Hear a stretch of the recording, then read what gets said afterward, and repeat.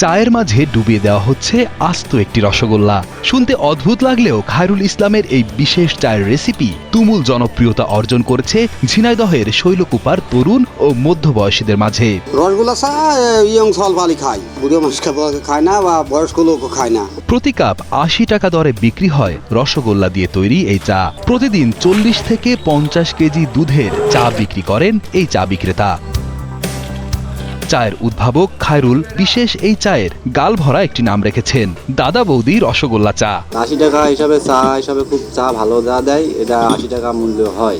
রসগোল্লা চা বেশি আমি ৮০ টাকা, চাতে আমার ৬০-৭০ টাকা খরচ পড়ে যায়। চা তৈরির প্রক্রিয়া বেশ জটিল এবং সময় সাপেক্ষ।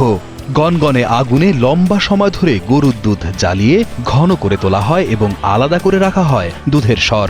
অন্যদিকে কেটলিতে টকবক করে ফুটতে থাকে পানি। প্রথমত কাপের মধ্যে ঘন দুধ ও স্বর ঢেলে রাখা হয়। এরপর প্রতিটি কাপে যোগ করা হয় একটি করে টসটসে রসগোল্লা। সাথে দেওয়া হয় চিনি, এলাচ, লবঙ্গ, কিশমিশ এবং সামান্য পরিমাণে হরলিক্স। ইলাচ, লবঙ্গ এগুলো দিয়ে, কিশমিশ, তারপরে আপনার হরলিক্স, এইগুলো দিয়ে আমি রসগোল্লা চা আর কি তৈরি করি। এরপর কেটলিতে থাকা ফুটন্ত পানি ধীরে ধীরে ঢালা হয় ছাঁকনিতে রাখা চা পাতার উপরে। আলাদাভাবে দুধের সাথে ফুটিয়ে লিকারটুকু ঢালা হয় রসগোল্লা দেওয়া কাপগুলোতে। ১ কেজি দুধে মাত্র ৩ কাপ চা তৈরি হয় বলে জানান খায়রুল ইসলাম। আমার ১ কেজি দুধে হয় ৩টে চা।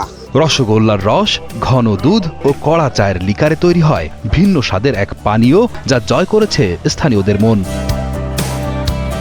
শুভ ঈশান হুজাইফা নামের এই চায়ের দোকানটির অবস্থান ঝিনাইদহ শহর থেকে প্রায় ৩০ কিলোমিটার দূরে শৈলকুপা উপজেলার কাতলাগাড়ি বাজারে। তার দোকানে চা খেতে আসা মধ্যবয়স্ক ক্রেতারা জানান খায়রুলের চা এমনিতেই খুব ভালো, তার উপর রসগোল্লা চা আসলেই অসাধারণ। চায়ের এক চুমুকে কয়েক ধরনের স্বাদ পাওয়া যায় বলেও দাবি করেন তারা। এই চাটা মিষ্টি দিয়ে বানানো আসলেই ভালো। রসগোল্লা যখন দেয়, রসগোল্লা তো একটা মিষ্টি, রসগোল্লা দিয়ে যে চাটা তৈরি করে, রসগোল্লার একটা অন্যরকম স্বাদ পাওয়া যায় এবং দুধেরও একটা স্বাদ পাওয়া যায়।